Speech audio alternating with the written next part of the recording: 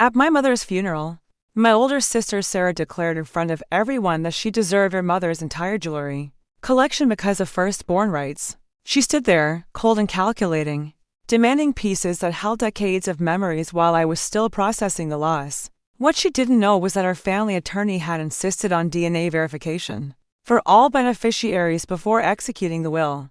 The results would shatter everything Sarah believed about herself and expose a family secret that had been buried for 37 years. My name is Emma, and at 34, I never imagined I'd be fighting my own sister over our mother's grave. 3 weeks ago, I lost Margaret, my mother of 34 years, to complications from pancreatic cancer, just hours after we laid her to rest. Sarah dropped a bombshell that would turn our family's foundation to dust. If you've ever dealt with toxic family dynamics during grief, you'll want to hear how this unfolded. Trust me, the truth was more shocking than any soap opera. Growing up, everyone in our small Connecticut town knew the Patterson family. Mom was Margaret Patterson, the elementary school principal who never missed a parent-teacher conference or school play. Dad was Robert Patterson, a gentle accountant who volunteered at the local animal shelter every weekend. Sarah was the golden child, 3 years older than me with straight A's, student council president, and destined for greatness according to everyone who met her. And then there was me, Emma, the creative one who preferred painting to popularity contests. Our childhood looked picture perfect from the outside. Mom would dress us in matching outfits for church, our hair perfectly braided, our smiles practiced for the camera. We lived in a colonial house with a white picket fence, literally. Dad maintained the most pristine garden in the neighborhood, and Mom's rose bushes were featured in the local newspaper every spring. But perfection, I learned early, often masks complexity. Sarah had always been different from me in ways that went beyond typical sibling differences. Where I had Mom's auburn hair and freckles, Sarah had striking black hair and olive skin that tanned beautifully every summer. Where I inherited Dad's gentle demeanor and love for quiet activities, Sarah was commanding and ambitious with an intensity that seemed to burn from within her. Mom doted on Sarah in a way that felt almost protective, beyond normal parental pride. If Sarah wanted something, Mom found a way to make it happen. Piano lessons, horseback riding, and private tutoring when her grades dipped in algebra.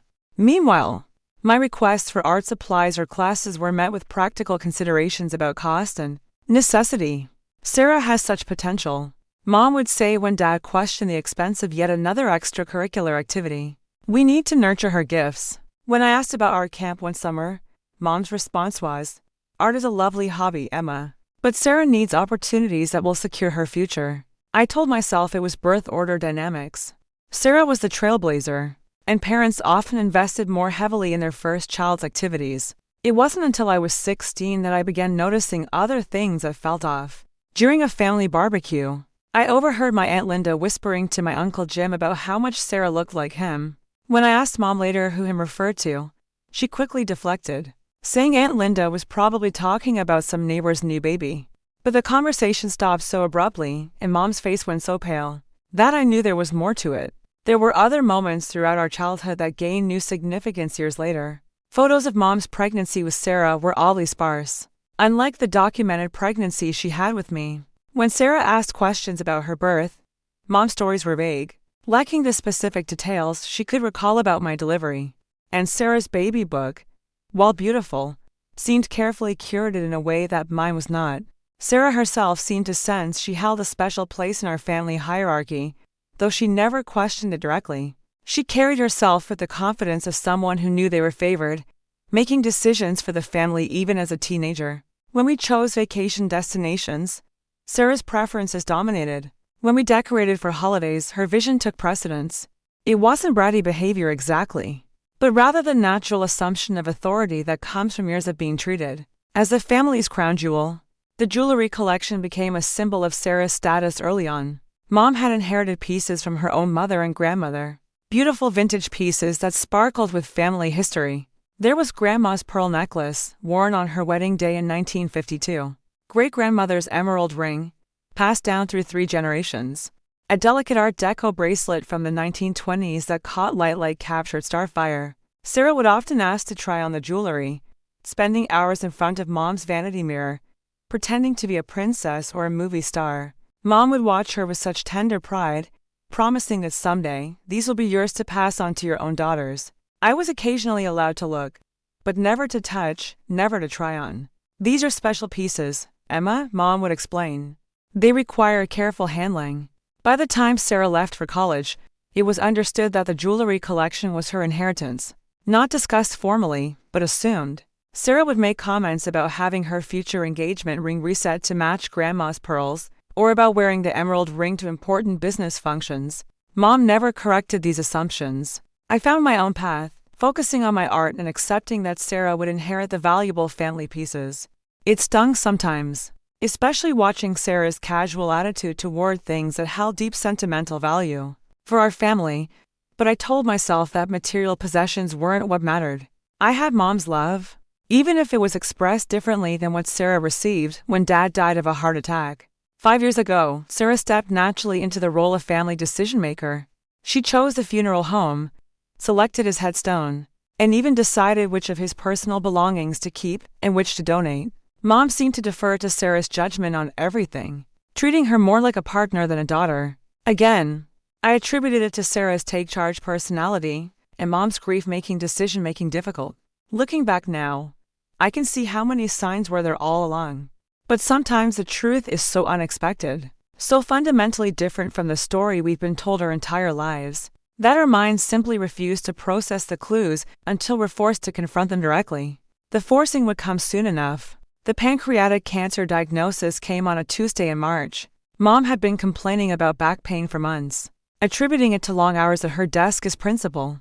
When the pain became severe enough that she couldn't sleep, she finally agreed to see a doctor. The scans revealed a mass that had already begun spreading. Dr. Harrison, her oncologist, was gentle but direct. "We caught this later than we'd like, Margaret. With aggressive treatment, we might have 12 to 18 months. Without treatment, perhaps 6. Mom's face remained composed, but I watched her hands shake as she absorbed the news.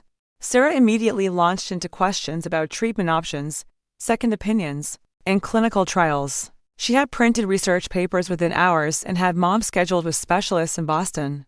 By the end of the week, those final months revealed both the best and worst aspects of Sarah's personality. Her organizational skills were invaluable during Mom's treatment. She created spreadsheets tracking medications, appointments, and symptoms. She researched every possible option and advocated fiercely with insurance companies and medical staff. But she also took control in ways that sometimes felt overwhelming. Sarah moved back into our childhood home to care for Mom, which meant I saw less of Mom during those precious final months. When I visited, Sarah would often be in the middle of managing some aspect of Mom's care, speaking about Mom as if she weren't in the room. She had a difficult night, Sarah would report. The pain medication made her nauseated, so I adjusted her schedule. Mom would nod along, seeming grateful for Sarah's management, but also somehow diminished by it. During one visit in September, I found Mom sitting alone in her garden, looking frailer than I'd seen her yet, but more peaceful than she'd been in weeks. "Sarah's gone to pick up prescriptions," she explained when I asked where my sister was. We sat together in comfortable silence, watching the late-blooming roses Dad had planted years earlier. "Emma," Mom said suddenly, her voice stronger than it had been in weeks, "there are things I should have told you girls years ago. Important things." She paused, seeming to gather strength. "About our family, about Sarah's." But before she could continue, Sarah's car pulled into the driveway. Mom's face changed, becoming guarded again. "Never mind, sweetheart. We'll talk another time." That conversation never happened. Mom seemed to retreat into herself more each day, whether from pain, medication, or something else entirely. In early November, Mom asked me to drive her to see James Crawford, our family attorney. Sarah was at a medical appointment with one of Mom's specialists, and Mom insisted we go without her. "I need to update some things while I still can," she explained. "And I want to do this privately." James had been our family attorney for over 20 years, handling Dad's will when he passed and managing the legal details of Mom's school district pension. He welcomed us warmly but grew serious when Mom explained she wanted to make changes to her will and establish specific conditions for its execution. "I want to ensure there are no questions about my beneficiaries," Mom told James, her voice carrying an unusual firmness. "I want DNA verification for both girls before any inheritances are distributed." James looked surprised. This was an unusual request, typically reserved for cases involving disputed paternity or questions about family relationships. "Margaret, is there something specific you're concerned about?" James asked gently. Mom was quiet for a long moment, staring out the window at the courthouse across the street. "Let's just say I want to ensure everything is handled properly," she finally replied. "There may be questions after I'm gone, and I want those questions answered definitively." She instructed James to require genetic testing from both Sarah and me, to be compared against samples she would provide, before any significant bequests could be distributed. The will itself seemed straightforward when James read through the provisions. The house would be split equally between Sarah and me. Mom's financial accounts would be divided the same way. But the jewelry collection, the art pieces, and several specific family heirlooms were to be distributed, based on genetic relationship verification and family history accuracy. Mom also established a provision for a sealed letter to be opened only if the DNA results revealed significant family history discrepancies. She wrote this letter during our visit, sealing it herself and handing it to James with instructions that it should be read aloud during the will reading if the genetic testing revealed anything unexpected. I found the DNA requirement strange, but assumed it was related to Mom's diminished capacity from medication, or perhaps some legal precaution James had recommended. Mom seemed relieved after our visit, as if a weight had been lifted from her shoulders. Sarah was irritated when she learned about our attorney visit. "Why didn't you tell me Mom had legal business to handle?" she demanded. "I should have been there. What if she made decisions?" While confused from her medication, I explained that Mom had seemed perfectly clear, and that the changes appeared to be minor updates. "What kind of updates?" Sarah pressed. "Did she change anything about the inheritance?" I assured her that the major provisions seemed the same, though I didn't mention the DNA requirement, assuming James would explain everything during the formal reading. Mom died on a cold December morning, peacefully in her sleep. Sarah and I were both with her, holding her hands as her breathing became shallow and then stopped. In that moment, all our complicated family dynamics fell away. We were just two daughters losing the woman who had shaped our entire world. The funeral 3 days later was beautiful. Mom had planned many of the details herself, choosing flowers from Dad's garden and requesting that her favorite hymns be sung. Sarah delivered a perfect eulogy, highlighting Mom's dedication to education and family. I read a poem I'd written about Mom's strength during her illness. For a brief moment, we felt like the united family we'd always appeared to be from the outside. That unity would shatter within hours. The funeral reception was held at Mom's house, our childhood home filled with neighbors, colleagues, and family friends sharing memories and offering condolences. Sarah moved through the crowd with practiced grace, accepting sympathy and managing the endless details that follow a death. I felt grateful for her efficiency, still too numb with grief to think clearly about practical matters. As the afternoon wore on, guests began leaving, taking covered dishes and promising to check on us in the coming days. By evening, only immediate family remained: Sarah and me, our Uncle Jim and Aunt Linda, and Mom's sister Eleanor, who had driven up from North Carolina. We sat in Mom's living room, exhausted and emotionally drained, picking at leftover food and sharing quiet memories. That's when Sarah stood up and cleared her throat, demanding everyone's attention with the authority she'd always carried.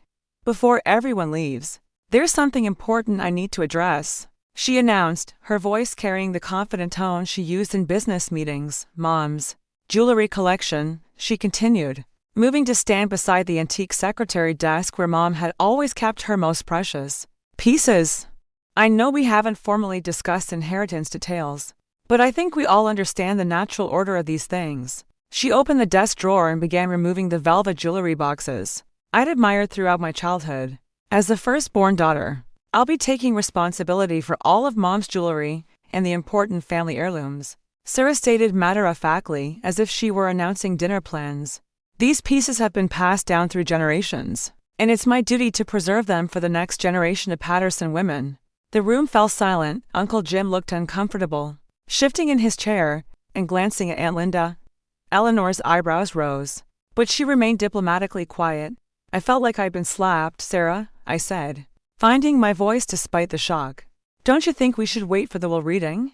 Mom might have had specific wishes about how her belongings should be distributed." Sarah's expression hardened.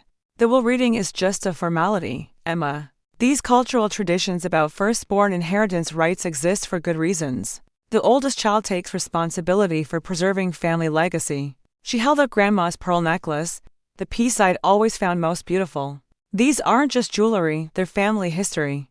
They need to be protected by someone who understands their significance." "I understand their significance too," I replied, my voice stronger now. I grew up hearing the same stories about grandma and great-grandmother. Those pieces have meaning for me as well, Sarah laughed. But it wasn't a kind sound, Emma. Let's be realistic. You're an artist living in a studio apartment. Do you have a proper safe? Is insurance coverage adequate for pieces this valuable? The knowledge to maintain vintage jewelry properly. She gestured dismissively. This collection needs someone with the resources and stability to preserve it. Uncle Jim finally spoke up. Sarah, I think Emma has a point about waiting for the will reading. Your mother was always very particular about how she wanted things handled. My mother, Sarah emphasized the possessive pronoun, always understood that I would inherit these pieces. We discussed it many times over the years. She knew I would ensure they stayed in the family and were passed down appropriately. Sarah's voice took on a possessive edge that made me uncomfortable. That may be true, Aunt Linda said carefully, but legal documents exist for a reason. Margaret was a school principal for 30 years. She understood the importance of proper procedures and documentation. Sarah's composure cracked slightly. Are you all seriously going to deny me what is rightfully mine? I'm the one who moved back home to care for Mom during her illness.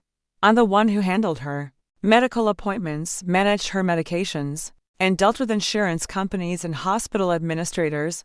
Her voice rose with each word. I sacrificed my career, my relationship, and my entire life to take care of her while Emma continued living her bohemian lifestyle in the city. The accusation stung because it held some truth. I had kept my regular life largely intact during Mom's illness, visiting when I could, but not appending everything the way Sarah had. But Sarah's tone suggested this caregiving had been a calculated investment rather than love. Taking care of Mom wasn't a transaction, Sarah, I said quietly. And grief isn't a competition. We both loved her. We both lost her today. Love doesn't pay for proper storage or insurance, Sarah snapped. Love doesn't ensure these pieces survive for future generations. She began placing jewelry boxes into a large bag she'd apparently prepared for this moment. I'm not doing this to hurt you, Emma. I'm doing this because it's my responsibility as the eldest daughter. Eleanor finally spoke, her southern drawl sharp with disapproval. Sarah, honey, I've never seen such unseemly behavior at a funeral. Your mama raised you better than to be grabbing at inheritance before the body's even cold. Sarah's face flushed red. With all due respect, Aunt Eleanor, this is immediate family business. These traditions go back generations. The eldest daughter inherits the family jewelry. That's how it's always been done. That's not how it was done in our family, Eleanor replied firmly. Your grandmother's jewelry was distributed according to her wishes, detailed in her will. Some pieces went to Margaret, some to me, and some to your cousin Rebecca. It wasn't about birth order. It was about who would cherish specific pieces. But Sarah was beyond reasoning. She had worked herself into a state of righteous indignation, convinced that everyone was conspiring to deny her what she deserved. I'm taking these pieces tonight, she declared. When the will reading confirms what we all know, Emma can visit them at my house.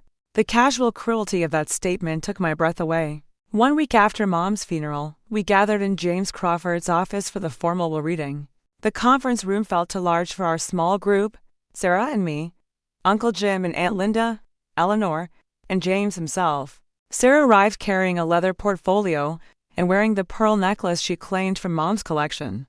The sight of it around her neck while we were still processing Mom's death felt like a deliberate provocation. James began with the standard legal language, expressing condolences and explaining the probate process. Sarah listened with the impatient expression she wore during meetings that covered information she already knew. She clearly expected this to be a formality, confirming what she'd already claimed.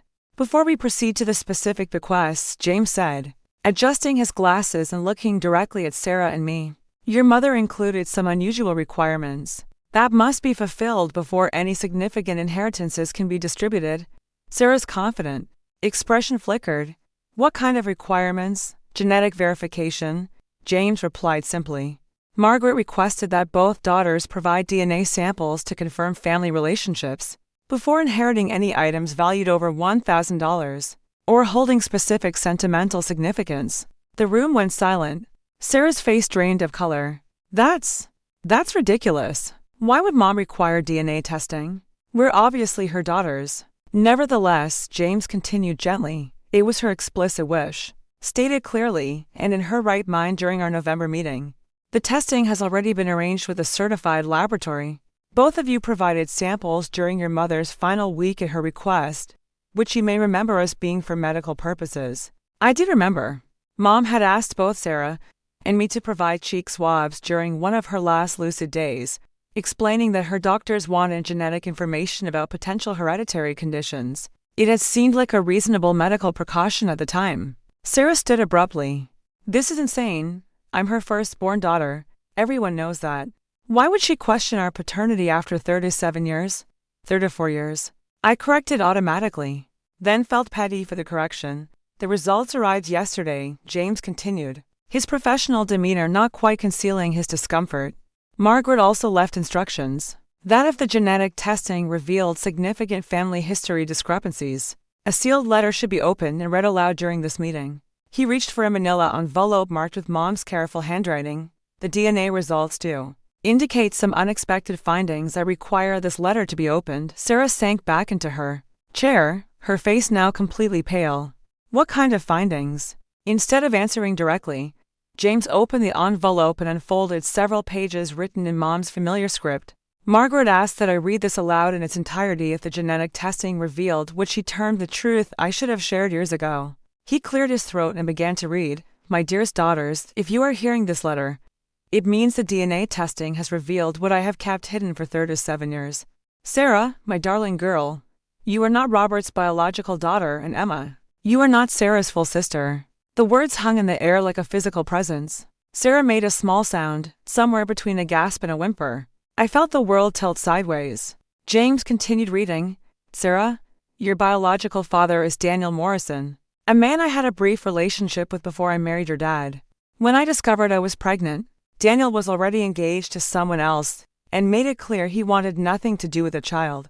I was young, scared, and deeply in love with Robert. When I told him about the pregnancy, he offered to marry me immediately and raise you as his own daughter. Robert Patterson was the most honorable man I have ever known. The letter continued. He loved you completely from the moment you were born, Sarah. You were his daughter in every way that mattered, and he never once treated you as anything less than his precious firstborn. But you are not his biological child and therefore not a blood relation to Emma, or to my family's genetic line. Sarah was crying now, not the controlled tears she had shed at Mom's funeral, but deep, body-shaking sobs. Uncle Jim reached over to put a comforting hand on her shoulder, but she shrank away from the touch. James paused, giving Sarah a moment to compose herself, then continued, Emma, you are Robert's biological daughter and my daughter, but Sarah is your half-sister through me only. This means that family heirlooms passed down through the Patterson bloodline, including the jewelry collection, legally and traditionally belong to you as the only genetic descendant. The implications crashed over me like a wave.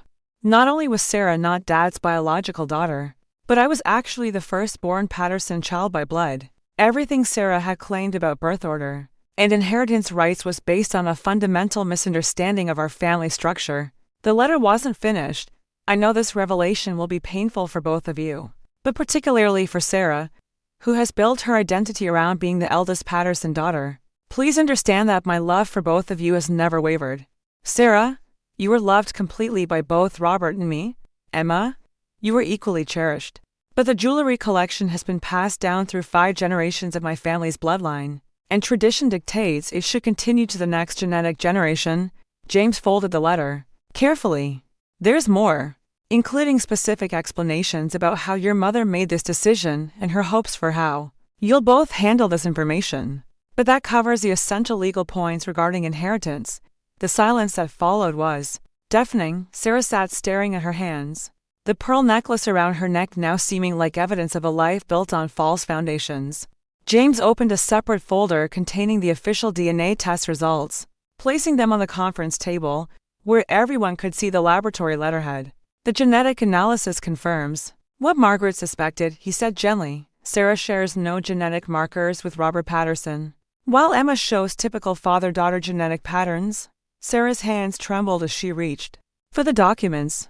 The clinical language was stark. Subject A Sarah Patterson shows no genetic relationship to alleged father Robert Patterson deceased.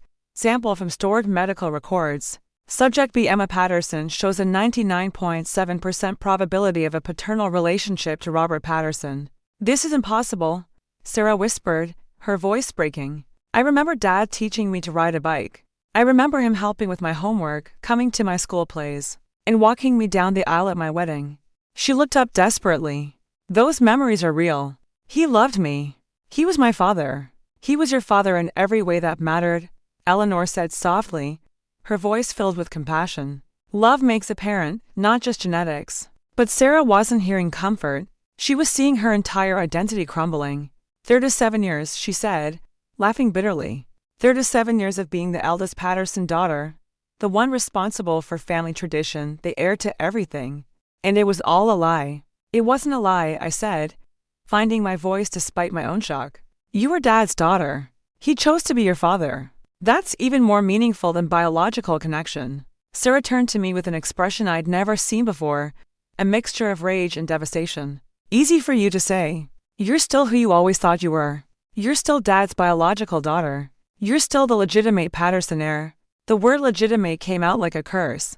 James cleared his throat diplomatically. Perhaps we should take a break before continuing with the rest of the will provisions. No, Sarah said firmly, wiping her eyes and straightening in her chair. I want to hear all of it. I want to know exactly how much of my life has been built on false assumptions. James reluctantly continued reading from Mom's letter, the jewelry collection, including Grandma Patterson's pearls, great-grandmother Patterson's emerald ring, and all pieces inherited through the Patterson family line, should go to Emma as the only genetic descendant. However, I am also leaving Sarah several pieces that belong to my own mother and grandmother, the Morrison family heirlooms, which are rightfully hers through my bloodline. This distinction seemed to devastate Sarah even more. So, I get the Morrison family jewelry? From a family I've never heard of, connected to a man who abandoned me before I was born? The full will reading revealed more painful details. The house would still be split equally between us, as would Mom's financial assets. But family photographs, Dad's personal belongings, and items with Patterson family history would go primarily to me. Sarah would inherit Mom's personal effects, her books, and a separate jewelry collection I'd never known existed. Your mother kept a separate collection of jewelry inherited from her own family, James explained, producing another velvet case. These pieces came from the Morrison and Chen family lines and hold their own significant history. But Sarah barely looked at the alternative jewelry. Her entire focus remained on what she was losing, not what she was gaining. I wore Grandma Patterson's pearls to my wedding, she said desperately. I promised Mom I'd pass them down to my own daughters someday. Those pearls are part of my identity. The cruel irony wasn't lost on any of us. Sarah had spent the week after Mom's funeral claiming firstborn rights to jewelry that, legally and traditionally, belonged to the actual firstborn Patterson descendant. Her confident assumptions had been built on a foundation that never existed. I need air, Sarah announced suddenly, standing so quickly her chair fell backward. She rushed from the conference room, and we could hear her heels clicking rapidly down the hallway toward the exit. Uncle Jim looked stricken. Should someone go after her? Give her a few minutes, Eleanor advised. This is a lot to process. I felt stunned beyond rational thought. In the span of an hour, I had learned that my sister wasn't my full sister, that my father had chosen to raise a child who wasn't biologically his, and that I was inheriting family treasure Sarah had coveted her entire life. The jewelry felt meaningless compared to the family destruction we were witnessing. James, I said quietly, is there any legal way for Sarah to contest this? Any provision in the will that would allow her to keep the Patterson family pieces? James shook his head. The will is very specific and the DNA evidence is conclusive. From a legal standpoint, Margaret's wishes are clear and enforceable. When Sarah returned 20 minutes later, her eyes were red, but her demeanor had shifted to something harder, more calculating. I want to see the Morrison family jewelry, she demanded. I want to know exactly what I'm supposed to be grateful for while my sister gets everything I thought was mine. The Morrison collection was actually quite beautiful. Antique pieces with their own history and craftsmanship. But Sarah examined each piece with visible resentment, as if their beauty was a personal insult. These are lovely, Sarah, and Linda offered gently. Your biological grandmother's ring is exquisite. My biological grandmother, Sarah repeated mockingly. A woman I never met, from a family I never knew existed. Connected to a man who wanted nothing to do with me. She closed the jewelry case with a sharp snap. How am I supposed to feel connected to these pieces when they represent the biggest lie of my entire life? After the devastating reading, I drove home in a daze, my mind struggling to process the complete reshaping of everything I thought I knew about our family. Sarah had left the attorney's office without speaking to anyone, clutching the Morrison family jewelry case like it contained evidence of a crime rather than her inheritance. That evening, Eleanor called me. "Honey, we need to talk. There are things about your mama's past that you should understand, now that the truth is out." She invited me to dinner at her hotel, promising to fill in the pieces Mom had never shared. Over room service and wine Eleanor didn't usually drink, my great-aunt painted a picture of my mother's life that was entirely different from the composed, principled woman I'd known. "Margaret was just 21 when she got involved with Daniel Morrison," Eleanor began. "He was older, maybe 28, and seemed so sophisticated to a small-town girl like your mama. Daniel had been a traveling businessman, working in medical equipment sales, who spent several months in our Connecticut town in 1986. He was charming, well-dressed, and completely different from the local boys Margaret had grown up with.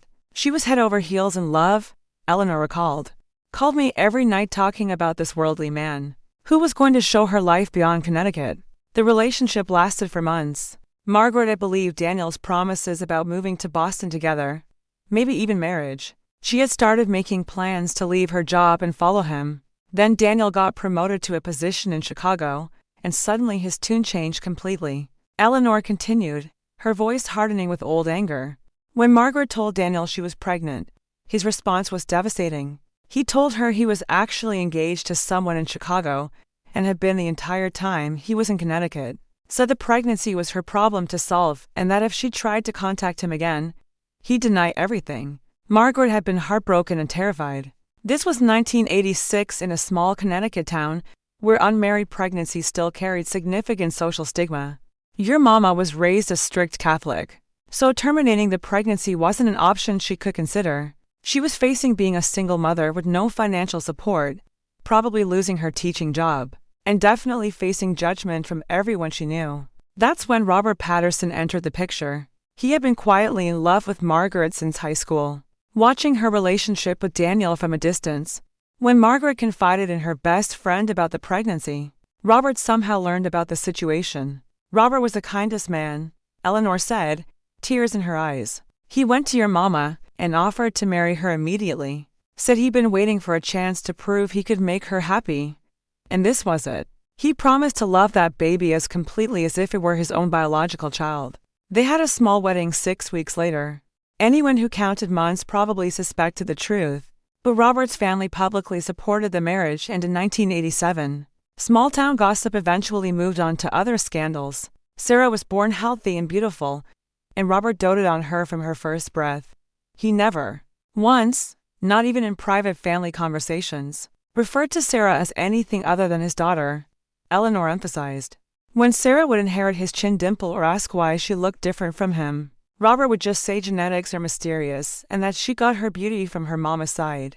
The secrecy continued even after I was born 3 years later. Mom and Robert decided that revealing the truth would only hurt Sarah and serve no positive purpose. They figured if Robert died first, Margaret would tell Sarah eventually.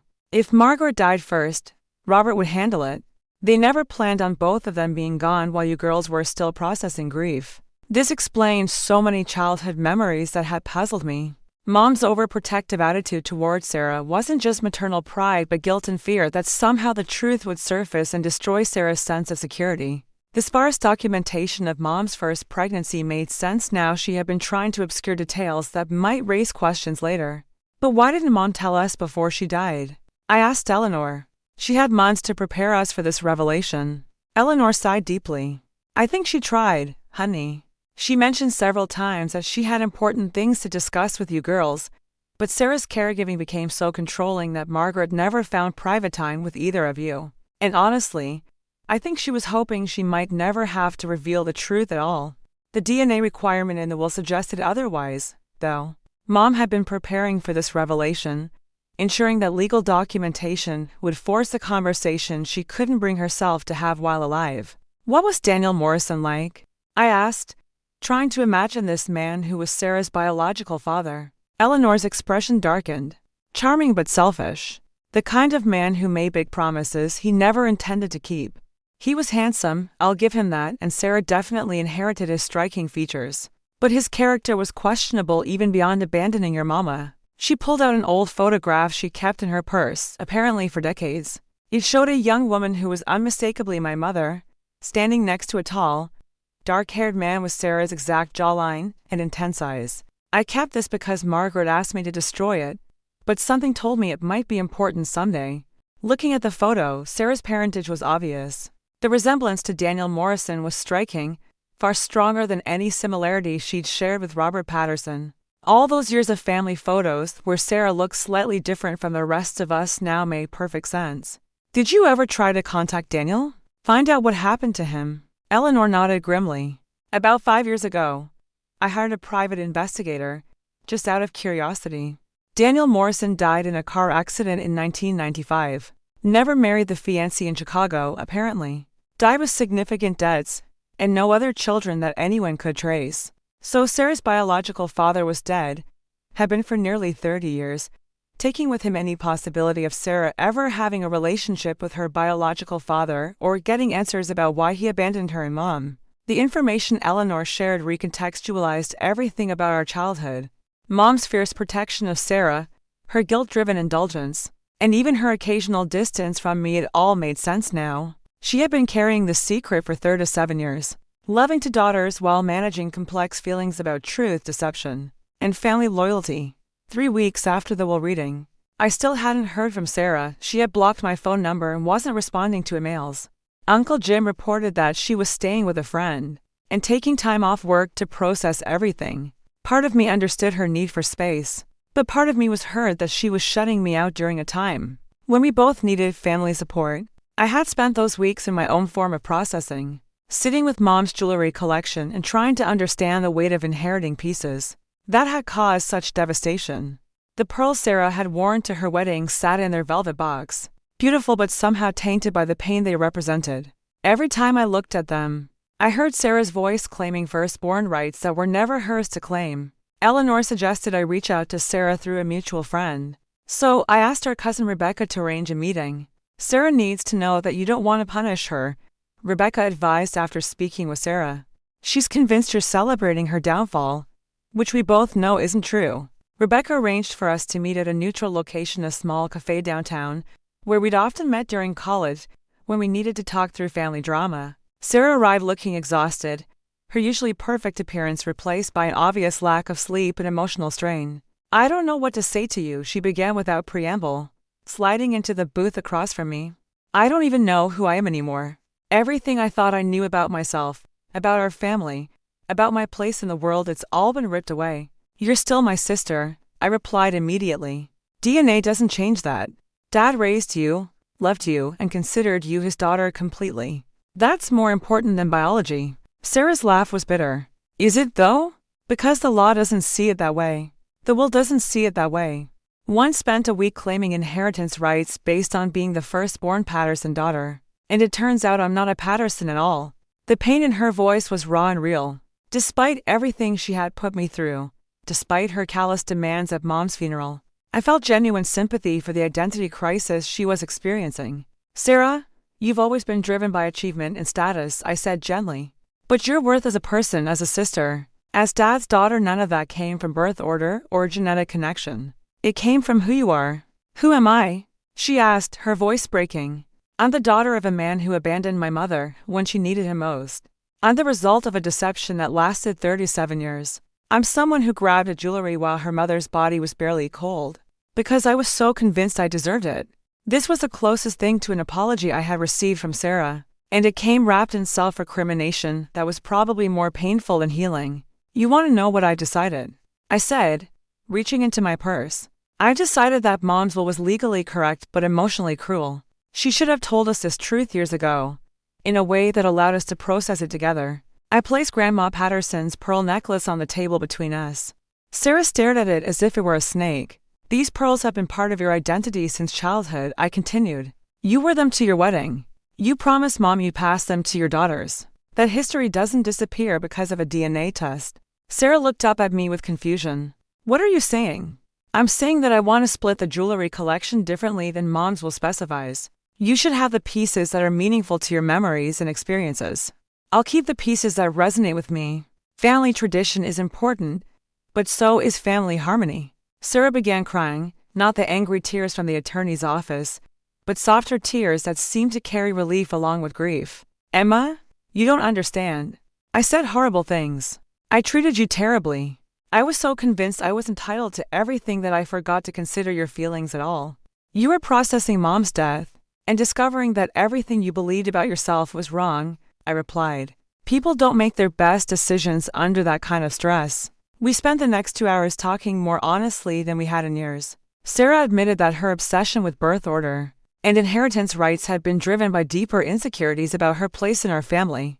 She had always sensed she was different and had compensated by trying to claim authority through traditional hierarchies. "I think part of me always knew something was off," she confessed. "I just never let myself examine those feelings too closely." I shared my own feelings about growing up in her shadow, feeling like the less favored daughter, and struggling to find my own identity separate from her achievements. For the first time, we talked about our childhood competitiveness honestly, recognizing patterns that had shaped both of us. We decided to approach the jewelry collection as a family negotiation rather than a legal mandate. Sarah would keep the pearls and several other pieces that held special meaning for her. I would keep the emerald ring and pieces that connected me to Dad's family line. Some pieces we would alternate holding, switching custody during significant life events. More importantly, we established new boundaries for our adult relationship. Sarah acknowledged that her take-charge personality had often overshadowed my voice in family decisions.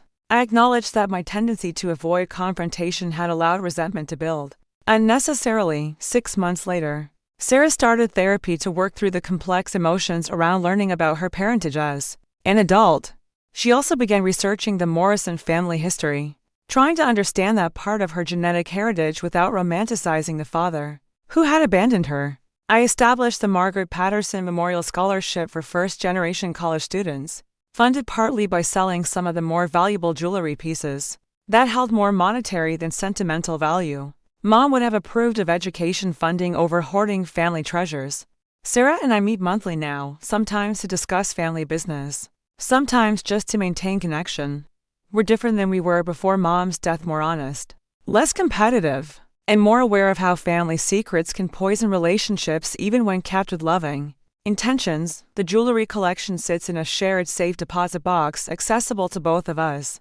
We've created a written agreement about which pieces go to whom, but more importantly, we've created a new family tradition of open communication rather than hidden truths. Sometimes the most painful family revelations force us to build stronger, more authentic relationships. Mom's secret, devastating as it was in the moment, ultimately gave Sarah and me the opportunity to know each other as adults, rather than continuing to relate through childhood dynamics. If there's one thing I'd share with anyone dealing with family inheritance disputes, it's this: legal documents can dictate who gets what, but they can't dictate whether families stay connected. That choice belongs to us, and sometimes it requires us to be more generous, more forgiving, and more honest than the law requires. The truth about Sarah's parentage didn't destroy our family the deception might have, if it had continued. But confronting hard truths, as painful as it was, gave us the chance to build something more honest and ultimately stronger. Have you ever discovered family secrets that changed everything you thought you knew? Thanks for watching. And remember, sometimes the most challenging family moments become opportunities for the deepest healing.